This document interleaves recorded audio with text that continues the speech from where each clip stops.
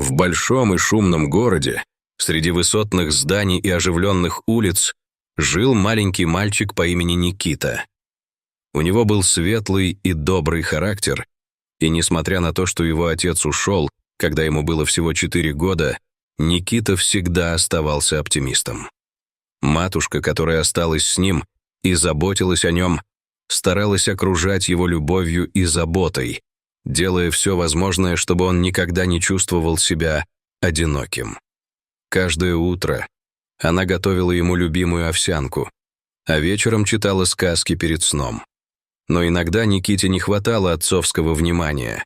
Особенно ему хотелось, чтобы кто-то научил его кататься на велосипеде или поиграл с ним в футбол, как это делают другие дети. Он часто смотрел на своих соседей, которые играли вместе, и, несмотря на то, что у него были друзья, ему не хватало особого общения. Как-то раз, получив хорошие оценки за первое полугодие в 1 классе, Никита был полон радости. Его мама, заметив его восторг, решила сделать ему чудесный сюрприз — свозить к бабушке на зимние каникулы.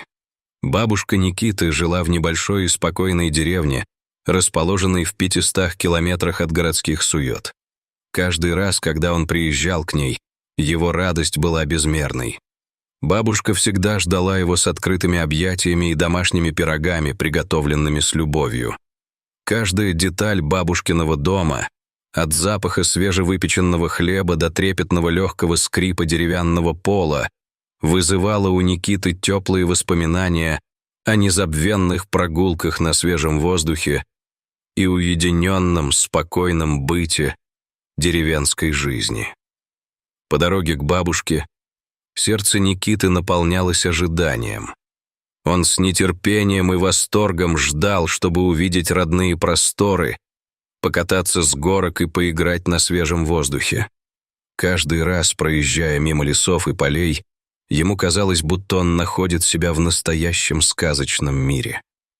Когда они, наконец, доехали до бабушкиного дома, ее сияющая улыбка и нежные объятия наполнили его душу теплом.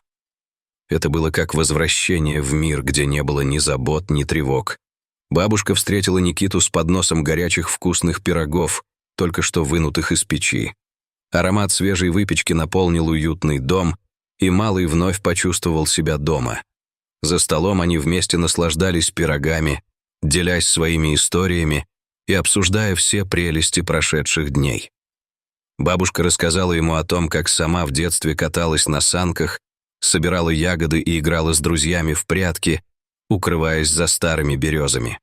Эти воспоминания были полны счастья, и Никита каждую секунду слушал ее с открытым ртом, мечтая, чтобы и его детство стало таким же насыщенным приключениями. После насыщенного обеда Никита сходил на улицу, где природа уже накрылась белоснежным покровом. Он встретил верную овчарку по имени Марта. Она была не только прекрасным сторожем, но и лучшим другом бабушки. Марта подходила к Никите с радостным вилянием хвоста, как будто знала, что это ее новый защитник. Никита сразу почувствовал к ней симпатию и, прижавшись к ее мягкой шерсти, понял, что они станут настоящими друзьями. Марта, словно прочувствовав его мысли, с радостью начала прыгать и играть с ним. На следующий день, когда солнце ярко светило и снег сверкает на солнышке, Никита и Марта вышли на прогулку по деревне. Он был полон энергии, сбивал сосульки с крыш и пробегал мимо елей, укрытых снежным покровом, с криками радости. Он искал приключений, как настоящий исследователь, словно искал сокровища в каждом снежном кусте. Вдруг он заметил, что недалеко от деревенских домов притаился небольшой пруд. Он был скрыт под тонким слоем снега, и Никита, не осознав этого, с интересом подошел ближе, пытаясь разглядеть, что творится под белым покрывалом. В порыве радости он забежал прямо на лед. Внезапно снег треснул, и Никита провалился в холодную воду. Мальчик не умел плавать и в панике начал барахтаться. Его крики разносились по пустой местности, однако никто не мог его услышать. В это время мир вокруг него погрузился в темноту и холод, и он боялся, что это конец его приключений, и он больше никогда не увидит своих любимых. Но вдруг, как по волшебству, из кустов вскочила Марта. Она почувствовала бедственное положение мальчика и, проявив невероятную смелость, бросилась к нему на помощь. Ее верная преданность и мощные инстинкты работали на полную катушку. Марта, крепко схватив его за куртку, потянула Никиту на сушу. Полный адреналина и шока, Никита выбрался из воды и не мог поверить, что остался жив. Он побежал к бабушке, его сердце колотилось от страха и ужасного ощущения о том, что было только что. Бабушка сразу поняла, что что-то случилось, и с тревогой взглянула на внука. Она быстро завернула Никиту в теплое одеяло, налила ему горячий чай и усадила рядом с печкой, где пламя ели было источником тепла и света. Мальчик дрожал, но вскоре почувствовал, как его тело наполняется теплом. Бабушка нежно гладила его по голове, рассказывая, что это всего лишь временные неприятности. А Марта, вернувшись, была в возбуждении. Ей явно нравилось быть героем. Она гордо виляла хвостом, словно понимала, что сделала что-то очень важное. «Кто мог подумать, что ты спасешь моего внука? Такая маленькая храбрая собака», сказала бабушка, льстя Марте, которой был вручен большой кусок мяса в награду за смелость. Эта сытная порция была заслуженной, и Никита, все еще ошеломленный в задумчивости, смотрел на свою лучшую подругу, осознавая, как много значит дружба. Его судьба переплелась с судьбой Марты в тот момент, когда она пришла ему на помощь. С этого момента Никита стал более осторожным на прогулках, но он почувствовал, что с собой у него есть верный защитник — Марта. После этого инцидента они проводили много времени вместе, играя в снежки и катаясь на санках, и каждый день приносил им новые приключения.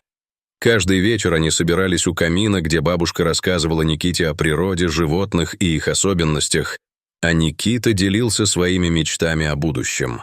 Он мечтал о том, как станет исследователем, откроет новые земли и поможет всем, кто в этом нуждается. В один из таких вечеров бабушка заметила, как Никита с восхищением смотрит на книги. «Ты действительно любитель читать?» — спросила она с интересом. Ему нравились книги о приключениях и фантазиях, и он с восторгом отвечал: «Да, бабушка. Я всегда мечтал, чтобы я мог ходить по страницам и сам переживать эти приключения». С улыбкой бабушка решила показать ему свою коллекцию старинных книг, которые были хранителями древних тайн. «Я вышла замуж за твоего дедушку перед войной», — начала она рассказывать одну из историй о каждой книге. Каждая книга имела свою историю, и бабушка рассказывала о местах, где она собирала эти сокровища. Никита сидел в полном восторге, пока бабушка делилась своими воспоминаниями о том, как она искала книги на старых рынках, где уже никто не ожидал найти такие ценные сокровища. Эти истории наполнили его сердце очарованием. Он был полон желания узнать о том, как выглядит мир в других странах, о далеких землях и мифах, которые живут у людей. «Мы можем посмотреть и книги про сказки?» — спросил он бабушку. Его глаза светились от любопытства. Бабушка, смеясь, ответила: «Да, мы посмотрим, что у нас есть из сказок и волшебных историй». Никита весело закивал головой, понимая, что волшебство начинается именно здесь, в бабушкиной библиотеке. Когда зимние каникулы подошли к концу, Никита понял, что это время было не только наполнено счастьем и радостью, но и стало настоящей школой жизни. Он как никогда почувствовал силу дружбы, смелости и любви, которые всегда были рядом, даже в самые трудные моменты. Его дух стал более уверенным. Он понимал, что сможет преодолевать все преграды. Каждый новый день приносил ему что-то необычное. Он научился ловить снежки руками, строить снежные крепости и даже узнал о некоторых старинных ремеслах, которые бабушка показывала, пока они работали вместе в ее уютном доме. Они вместе готовили еду, делали поделки из льда и папье-маше, а позже вспоминали о своих летних воспоминаниях в деревне. Эти моменты навсегда запомнятся в его сердце как символы счастья. Но время летело быстро, и вскоре пришло время возвращаться домой. С грустью в сердце Никита прощался с бабушкой и Мартой, обещая, что обязательно приедет к ним снова. Он крепко обнял бабушку, чувствуя, как ее тепло проникает в его душу, и знал, что ее любовь будет сопровождать его даже на расстоянии. Здесь, вдали от пульсирующего городской жизни, он всегда найдет утешение и поддержку. Теперь, возвращаясь в город, Никита взял с собой не только воспоминания об удивительных приключениях, но и обещание вернуться в тот самый волшебный мир, который подарила ему бабушка и его верная подруга. Он знал, что жизнь полна сюрпризов и неожиданностей, но с любимыми людьми и верными друзьями можно справиться с любыми трудностями.